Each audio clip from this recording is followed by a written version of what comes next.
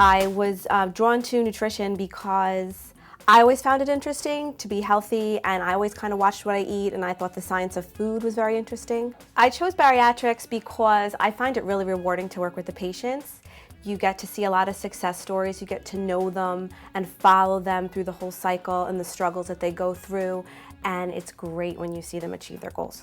I work with each person individually based on what they're currently eating and what they're struggling with now. Some people are snackers, some people are soda drinkers, some people tend to eat a lot of fast food out. So we work with what their weakness is, if you will, and we try to slowly change that and make it into a more healthy lifestyle. Once you have surgery, you have to have a complete overhaul of the way you eat.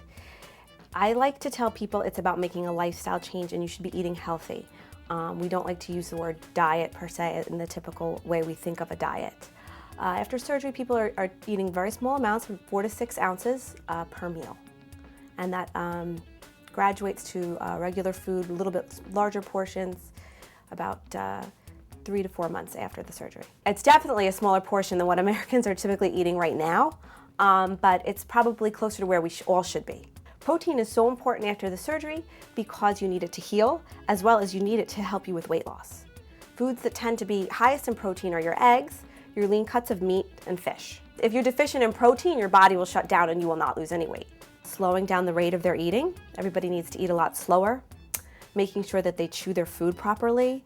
After the surgery, you need to chew your food 20 to 30 times in order to really masticate it down in order for your stomach to digest it. Those are the two things, eating fast and not chewing properly, that people struggle with.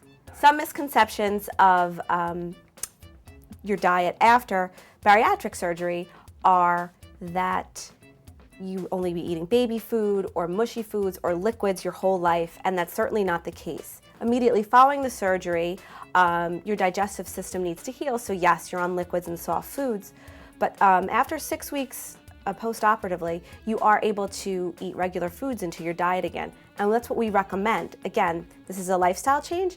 If we're telling you you have to eat special foods your whole life, then that's a diet, and that's not going to work. Foods that people should avoid post-surgery are foods that are high in fat, like fried foods, foods that are really high in sugar, like your sweets and your cookies and your cakes, your regular sodas, juices, things that I call empty calories. 2 things you need to consider when you're going to a restaurant.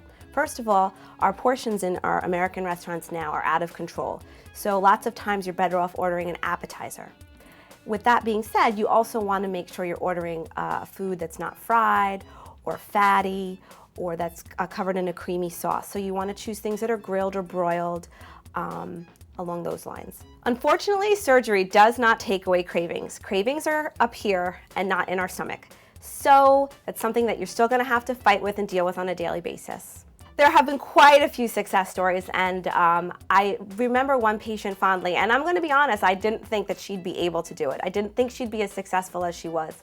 I didn't think she'd hit her goal weight at all. Not only after about 18 months did she hit her goal weight, but if you would have told me she would have ran a marathon, I never would have believed you when I first met her.